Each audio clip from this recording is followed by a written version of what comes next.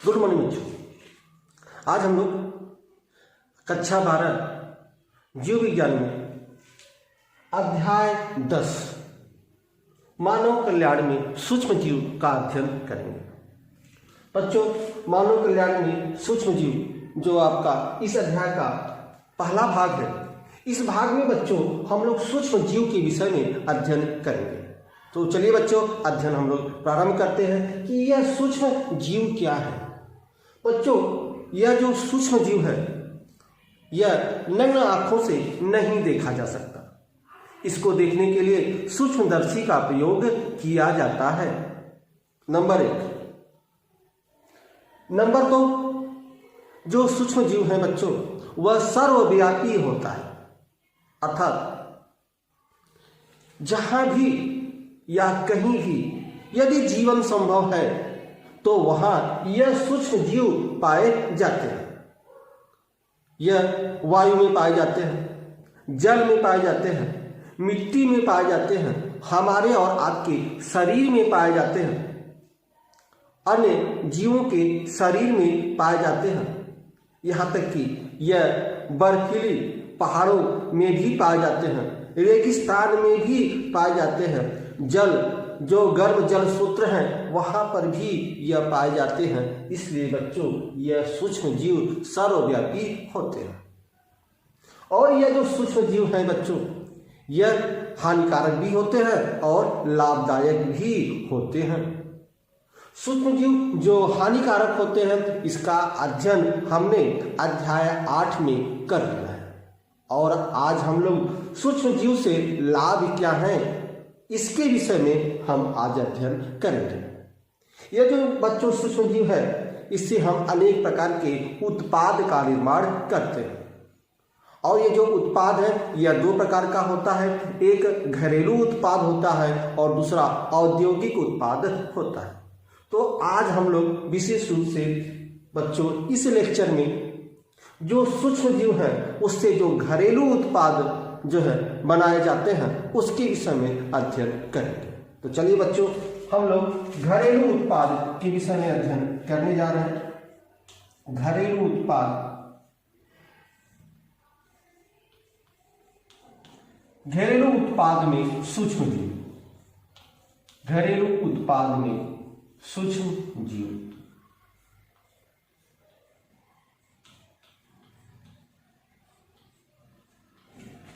घरेलू उत्पाद में सूक्ष्म जीव का जो प्रयोग किया जाता है, जो उत्पाद बनाया जाता है सूक्ष्म जीवों से, उसमें बच्चों हम लोग पहला अध्ययन करेंगे दूध। किस तरह से बच्चों दूध से दही का निर्माण किया जाता है इसके विषय में अध्ययन करेंगे। दूध से दही का निर्माण। ठीक है बच्चों, दूध से दही के निर्माण में एक सूक्ष्म जीव भाग लेता है। उस सूक्ष्म जीव का नाम है लैक्टो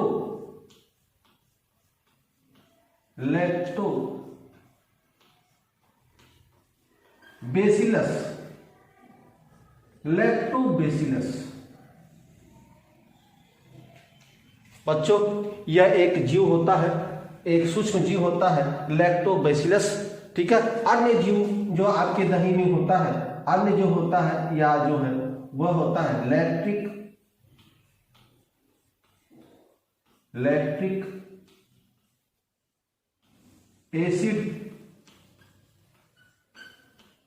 एसिड बैक्टीरिया।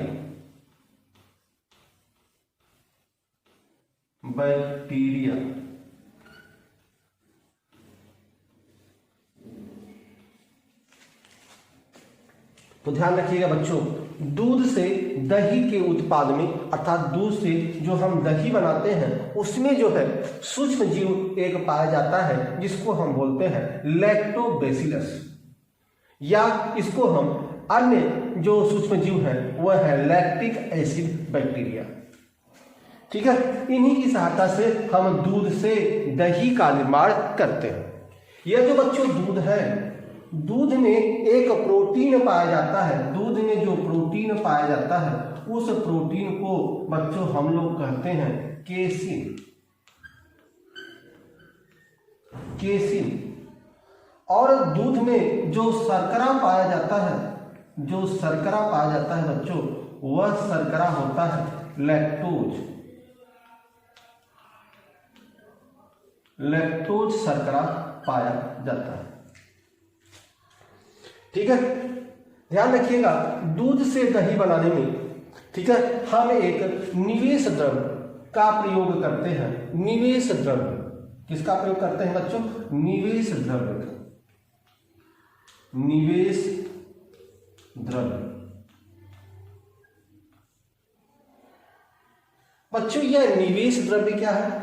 यह निवेश द्रव्य जो है दही की अल्प मात्रा होती है। यह दही का अल्प मात्रा, दही का जो अल्प मात्रा होता है उसे ही हम निवेश द्रव्य कहते हैं।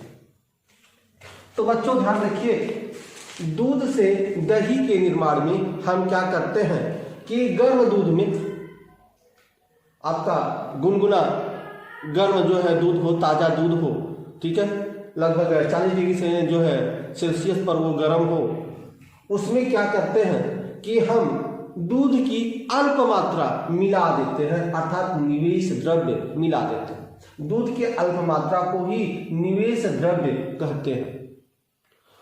तो जो आपका ताजा दूध होता है, जो गुनगुना दूध होता है, उसमें हम दही की अल्प मात्रा या निवेश द्रव्य मिला देते हैं। बच्चों जो यह निवेश द्रव्य है या दही की जो अल्प मात्रा है, उसमें लाखों और करोड़ों की संख्या में आपके लैक्टिक एसिड बैक्टीरिया होते हैं। जब हम इसको ताजे दूध या गुनगुने जो दूध है उसमें जब हम ये डालते हैं तो यह लैक्टिक एसिड बैक्टीरिया अपनी संख्या में वृद्धि करते हैं, क्योंकि उनको उचित वातावरण मिल जाता है। ठीक है, और उस उचित वातावरण में यह क्या करते हैं कि अपनी संख्या लाखों और करोड़ों में जो है लैक्टिक एसिड बैक्टीरिया अपनी संख्या बढ़ा देते हैं, अपनी संख्या बढ़ाते हैं, वृद्धि करते हैं। और जो आपका शर्करा है, दूध में जो शर्करा है, ठीक है, उस शर्करा को, दूध में जो शर्करा है बच्चों लैक्टोज, इस लैक्टोज को यह लैक्टोज अम्ल में परिवर्तित कर देते हैं।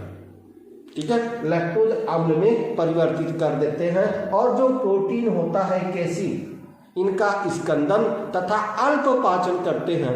तो प्रोटीन का, जो दूध में प्रोटीन पाया जाता है केसिन, इन्हीं का स्कंदन या जो है अल्प मात्रा में पाचन के द्वारा दही का निर्माण होता है। ठीक है बच्चों, तो दही का निर्माण किस तरह से हुआ? हमने देखा कि दूध से दही किस तरह से बनता है, क्योंकि दही में जो कुछ सूक्ष्म जीव पाए जाते हैं जिनको हम बोलते हैं लैक्टोबैसिलस या लैक्टिक एसिड बैक्टीरिया। दूध में जो है आपकी प्रोटीन केसिन पाया जाता है तथा शर्करा लैक्टोज पाया जाता है। और जब हम दूध में निवेशी द्रव्य या निवेश द्रव्य या जो है दही का ही अल्प मात्रा उसमें मिलाते हैं तो लैक्टिक एसिड बैक्टीरिया अपनी वृद्धि करते हैं। और जो शर्करा है, शर्करा दूध का लैक्टोज, उसको लैक्टोज अम्ल में, तथा प्रोटीन जो दूध में है केसिन, उसका स्कंदन तथा अल्प मात्रा में इनका पाचन करते हैं। और इससे यह दूध से दही में परिवर्तित हो जाता है और दही का निर्माण हम प्राप्त कर लेते हैं। और बच्चों इस दही में, यह जो आपका दही है बच्चों, इस दही में एक विटामिन पाया जाता है, इसमें एक विटामिन पाया जाता है और वह विटामिन होता है B12। यह जो है विटामिन पाया जाता है B12। ठीक है, और इससे जो है B12 क्या है बच्चों, जो आपके दही में अधिक मात्रा में यह पाया जाता है। ठीक है, और यह जो B12 है हमारे शरीर में, ठीक है, रक्त उत्पाद को बढ़ा देता है। हमारे शरीर में जो रक्त या जो ब्लड बनता है, ठीक है, उसके उत्पाद को जो विटामिन जो B12 है यह बढ़ा देता है। और जिस व्यक्ति में बच्चों इस B12 की कमी हो जाती है, ठीक है, उस व्यक्ति में अरक्तता या एनीमिया रोग हो जाता है, उसमें ब्लड की कमी हो जाती है। तो तो इस तरह से बच्चों घरेलू उत्पाद में मैंने पहला उत्पाद देखा कि किस तरह से दूध से दही का निर्माण होता है। चलिए अब हम एक दूसरे उत्पाद के विषय में अध्ययन करते हैं। इसका आप लोग बच्चों शॉर्ट स्क्रीन ले लें। बच्चों जो ब्रेड का जो है हम उत्पाद बनाते हैं या ब्रेड का जो हम निर्माण करते हैं, इसमें भी एक सूक्ष्म जीव होता है। इसमें भी जो सूक्ष्म जीव होता है उस सूक्ष्म जीव को हम लोग ईस्ट कहते हैं। क्या कहते हैं? ईस्ट, या इसी को हम अपनी भाषा में खमीर भी कहते हैं। ठीक है, ईस्ट या खमीर कहते हैं। यह जो आपका ब्रेड है, ब्रेड जो है बच्चों गेहूं के आटे को गूंथ कर बनाया जाता है। यह जो ब्रेड बनाया जाता है बच्चों, यह गेहूं के आटे का बनाया जाता है। गेहूं के आटे को जो गूंथते हैं तो उसमें जो है हम किण्वन के लिए ईस्ट मिला देते हैं। किसके लिए क्या करते हैं? किण्वन के लिए बच्चों, किण्वन के लिए हम ईस्ट का निर्माण माने ईस्ट को मिला देते हैं। बच्चों यह किण्वन क्या है? यह किण्वन क्या है? ध्यान रखिएगा बच्चों, जब हम गेहूं के आटे जो है, जो गेहूं का आटा होता है, जब हम उसको गूंथते हैं और उसमें ईस्ट मिला देते हैं, ठीक है, तो देखते हैं उसको ईस्ट मिलाकर कुछ समय के लिए छोड़ देते हैं और देखते हैं कि वह आटा जो है वह क्या होता है? फूल जाता है। बच्चों यह जो किण्वन है, किण्वन की क्रिया क्या है? जब हम उस जो है ईस्ट को उस आटे में, ठीक है, मिलाते हैं तो गूंथ कर जब हम उसको छोड़ देते हैं तो होता क्या है कि यह जो है ईस्ट अवायवीय ऑक्सीजन की क्रिया करता है। ईस्ट क्या करता है बच्चों? अवायवीय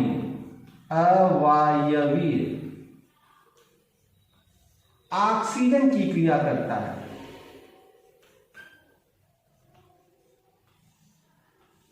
अवायवीय ऑक्सीजन की क्रिया करता है और इसी क्रिया को किण्वन कहते हैं। किण्वन किसे कहते हैं बच्चों? ध्यान रखिएगा, जब जो है ब्रेड बनाने के लिए जब हम गेहूं के आटे का प्रयोग करते हैं, उसको गूंथते हैं और उसमें ईस्ट मिलाते हैं, तो यह ईस्ट क्या करता है? अवायवीय ऑक्सीजन की क्रिया करता है और इसी क्रिया को किण्वन कहते हैं। और इसमें जो है कार्बन डाइऑक्साइड मुक्त करता है। कार्बन डाइऑक्साइड गैस बनता है, CO2 का निर्माण होता है। और कि ब्रेड में हम देखते हैं कि ब्रेड की जो ऊपरी सतह है उस पर छोटे छोटे छिद्र हो जाते हैं। ऐसा क्यों होता है बच्चों? यह प्रश्न पूछा गया है। तो बच्चों यह होता है कार्बन डाइऑक्साइड के कारण। कार्बन डाइऑक्साइड के कारण जो ब्रेड की ऊपरी सतह है, ठीक है, उसमें छोटे छोटे छिद्र हो जाते हैं। ठीक है, वह जो है कार्बन डाइऑक्साइड के कारण वह छिद्र होते हैं।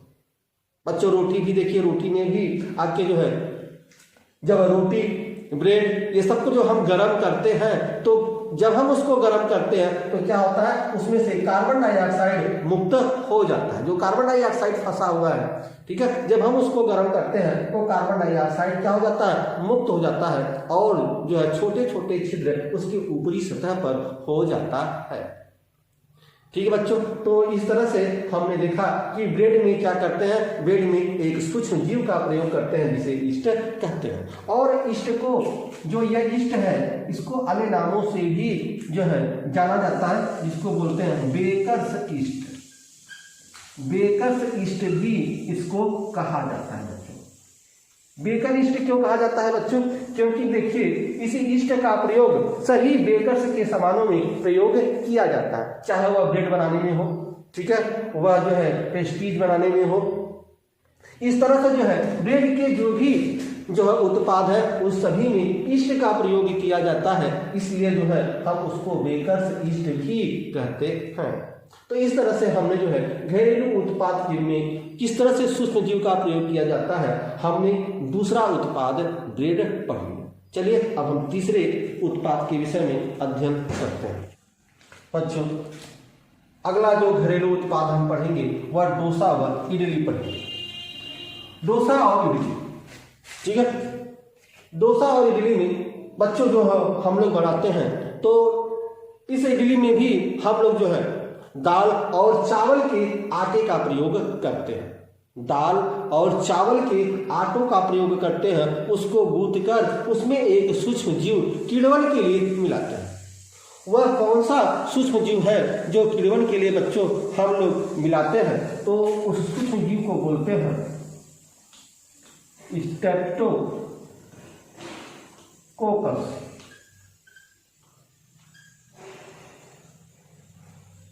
पिकेलिस।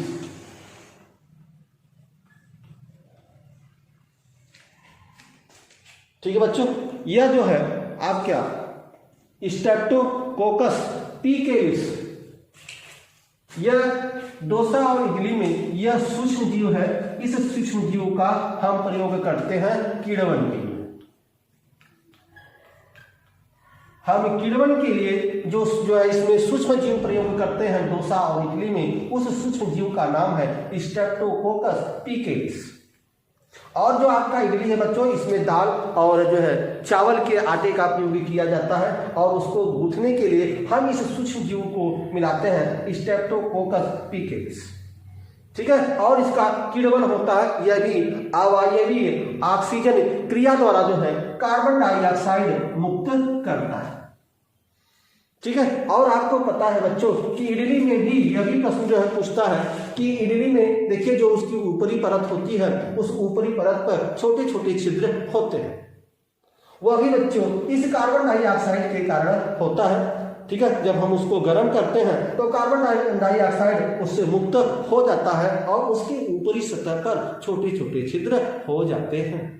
तो इस तरह से बच्चों जो है डोसा और इडली का जो है हम प्रयोग अपने घरेलू उत्पाद के रूप में करते हैं और इसमें एक सूक्ष्म जीव का प्रयोग करते हैं और उस सूक्ष्म जीव को हम बोलते हैं स्ट्रेप्टोकोकस पिकेलिस। ठीक है बच्चों, तो चलिए अब हम अगला जो उत्पाद हम जो पढ़ने जा रहे हैं उसका अध्ययन करते हैं। अगला उत्पाद ध्यान रखिएगा बच्चों, एक कोशिका प्रोटीन, नाम से ही स्पष्ट है एक कोशिका प्रोटीन, अर्थात यह एकल कोशिका का यह बना होता है और इसमें बहुत अधिक मात्रा में बहुयात प्रोटीन पाए जाते हैं। इसमें प्रोटीन बहुत अधिक पाया जाता है जो एक कोशिका प्रोटीन होता है। और यह पूछा जाता है कि सबसे अधिक प्रोटीन किसमें पाया जाता है? अगर यह प्रश्न पूछे कि सबसे अधिक जो है प्रोटीन किसमें पाया जाता है, तो बच्चों उसका नाम है स्पाइरुलिना।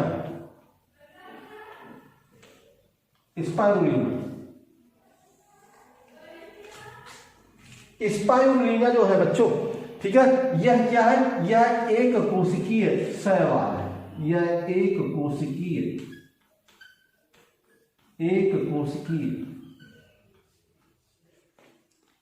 कोशिकीय शैवाल।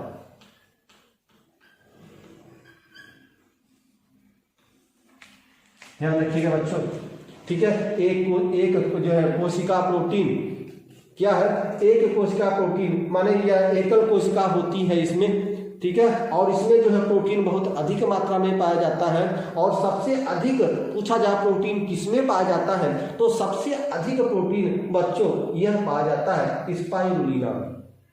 स्पाइरुलिना में बच्चों जो है आपका जो है प्रोटीन बहुत अधिक मात्रा में पाया जाता है और यह 60% जो है प्रोटीन इसमें पाया जाता है और यह एक कोशिकीय शैवाल होता है। ठीक है, अक्सर जो है यह प्रश्न आपके कंपटीशन एग्जाम में पूछा जाता है कि यदि जो है आपसे पूछे कि सबसे अधिक प्रोटीन किसमें पाया जाता है और यह ऑप्शन दिया हो, तो आप मुनकर आप इस पर जो है ट्रिक लगाएंगे। तो स्पाइरुलिना में ही सबसे अधिक प्रोटीन पाया जाता है और इसमें 60% प्रोटीन पाया जाता है। कभी कभी पूछता है कि जो है आपके खाद्य पदार्थों में सबसे अधिक प्रोटीन किसमें पाया जाता है, तो जहां बच्चों खाद्य पदार्थ का नाम है तो खाद्य पदार्थों में सबसे अधिक प्रोटीन जो पाया जाता है वह सोयाबीन में पाया जाता है। सोयाबीन में सबसे अधिक जो है खाद्य पदार्थों में सबसे अधिक सोयाबीन है, जिसमें जो है आपकी प्रोटीन पाया जाता है और इसमें जो प्रोटीन पाया जाता है वह 40% जो है प्रोटीन इसमें पाया जाता है।